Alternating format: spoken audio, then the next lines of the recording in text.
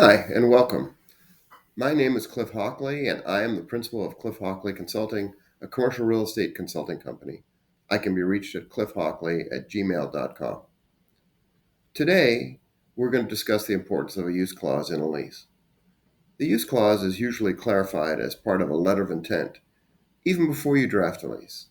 How the property is being used now and in the future drives how the property will be returned to the landlord at the end of the lease term. Defining the use clarifies what the property can be used for and ensures conformity with local zoning regulations and building codes. Consider, for example, you have a retail location that you're using to sell automotive products, but you want to use it for manufacturing ball bearings. The use clause will exclude this use because it's not in conformance with the lease and local zoning regulations. Another example of the importance of use clause is the potential use of hazardous materials. Defining the use can prevent the property from being misused. And hazardous materials are everywhere.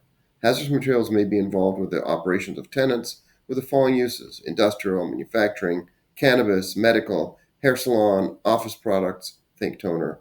Also describe the hazardous materials. But the use clause will clarify what is acceptable and if the risk is acceptable to the building owner. If the use of hazardous materials is part of the tenant's operations, in other words, solvents, lubricants, dyes, chemicals, your lease needs to address the monitoring and cleanup of those uses in addition to being defined in the use clause. Clearly drafting a use clause for a lease takes thoughtful reflection of the tenants, the building owners, and the involvement of appropriate attorneys and real estate brokers. Thank you for listening. Have a great day. Bye-bye.